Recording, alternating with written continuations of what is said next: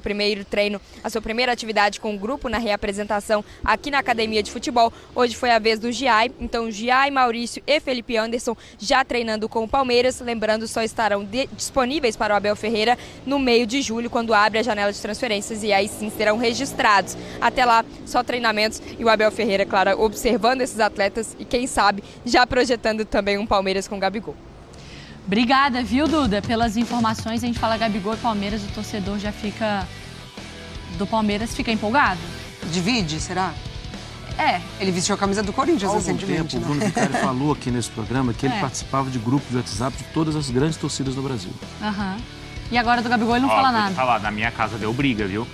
Olha, ali tem os números do Gabigol, que 2024 é óbvio, o número tá muito abaixo, né? Com 13% como titular e só 3 gols. Não, na minha casa, eu só assisti porque eu não tenho nada a ver com isso, mas na minha casa deu briga ali entre a família porque as meninas não queriam, não querem. Mas aí a Estela, no alto de sua experiência de 11 anos, reconhece que ele é um grande jogador e que se ele chegar, ele pode ser importante para o time. Mas deu confusão por causa dessa personalidade dele. Aliás, isso é curioso, né? Porque se você olhar hoje, o Gabigol e o trabalho do Abel, é absolutamente incompatível a personalidade do Gabigol com a metodologia, com a ideia, com o perfil de trabalho do Abel. Porque o Abel sempre fala que todos somos um. Não foi assim que o Palmeiras conquistou todos os títulos? E o Gabigol nunca foi parte de um todo. Pelo contrário, ele sempre foi, né? Ele é excelente, ele é brilhante, mas o brilho dele sempre esteve quando a vaidade dele foi inflada. Como é que vai ser isso nesse novo ambiente, se realmente se confirmar? Será que o fato de estar em um ambiente novo, esse desafio é capaz de fazer ele... Ou será que ele amadureceu nesse último ano, né? Diante de tudo que ele passou, então... Mas hoje me parece algo absolutamente incompatível. Ultimamente ele não tem tantas coisas favoráveis, né? Para inflar essa vaidade dele. Muito pelo contrário, acho que ele está... por baixo, assim, nesse sentido, né? Das atitudes, do caso do doping, do caso da camisa do Corinthians. E aí parece que ele até entende isso também, porque depois que ele nega a situação, ele fala da situação, da camisa do Corinthians. E quando o Flamengo viaja para enfrentar o Amazonas, ele é muito bem recebido pela torcida, mas também... quando vai jogar no Maracanã, é uma coisa dividida, então acho que talvez possa ser um outro momento dele nesse sentido. Mas ele sabe onde ele vai chegar, né? Caso ele chegue no Palmeiras mesmo. Então, assim... Sabe. E pra ele... Leila, né? Tanto a Abel quanto a Leila, e assim, jogadores também, né? Porque ele chega num grupo formado e fechado, praticamente. E num grupo que ele cresceu junto. Exatamente, certo? Exatamente. Ele que vai precisar conquistar a vaga, conquistar o grupo, a torcida. Ele tem coisas a fazer para chegar ali num status de que ponto, agora eu posso ser o cara vaidoso porque eu já conquistei todo mundo. Eu acho que são uns passinhos para trás nesse sentido. Mas para ele é uma super oportunidade se de fato acontecer. Porque é o time que hoje briga por todos os títulos no Brasil, assim como o Flamengo. Dividindo entre os dois, em um ele não tem mais espaço e no outro talvez ele tenha. Porque em outros momentos da carreira dele, quando ele precisou se colocar em um grupo, em um todo, ele não conseguiu brilhar. Foi assim na Europa, foi assim até na seleção brasileira, quando ele era só mais um.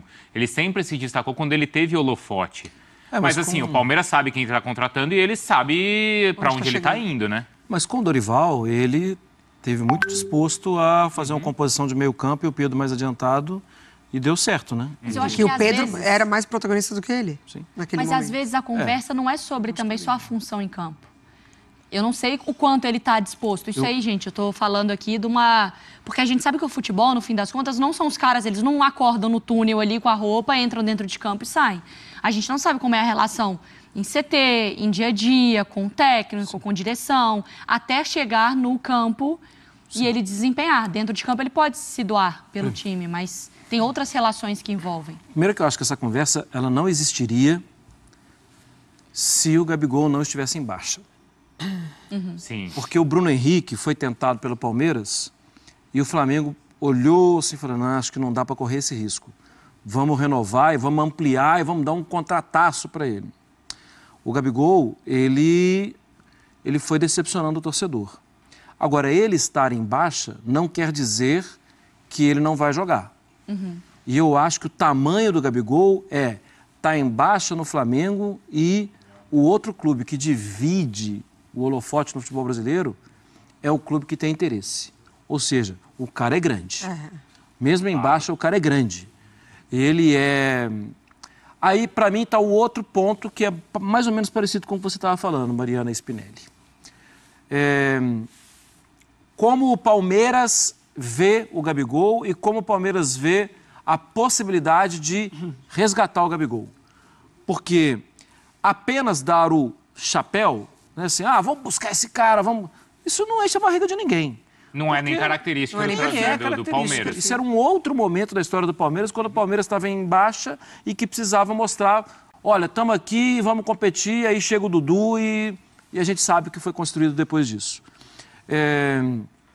Eu acho que o Palmeiras, e aí o Barros é um cara muito bom disso, acho que o Palmeiras deve estar entendendo, como você mesmo lembrou ontem ou anteontem, ele tem 27 anos, ele tem muito potencial, ele vai para frente. Hoje é risco. Só que se o Gabigol está em disposto... Porque, pensa bem, gente, pensa bem. Quem vai estar no holofote? Se chegar o Gabigol, contratado, veio do Flamengo e tal, e ele não jogar, o Palmeiras vai continuar fazendo gol, vai continuar disputando o título. Quem está no holofote negativo é o Gabigol. Ele vai sair do banco do Flamengo para ir para o banco do Palmeiras. Eu acho que se ele tiver mordido... E eu entendo que o Barros, que é o cara muito bom nisso, talvez esteja apostando nisso, eu acho que pode ser o reencontro do Gabigol com o sobrenome dele, o Gol. Talvez seja isso que inflame ali essa vaidade dele que a gente está falando, né? Esse desafio, né? Em vencer num outro. Mas para mim eu acho que ainda a conversa tem que ser, que foi o ponto que o Marra levantou. Nós não estamos falando do Gabigol, o craque do Brasileirão, o artilheiro. Não. Nós estamos falando de um Gabigol que em nenhum momento dentro de campo demonstrou que não queria. E que não... O Gabigol estava tentando com o Flamengo e ele não estava conseguindo.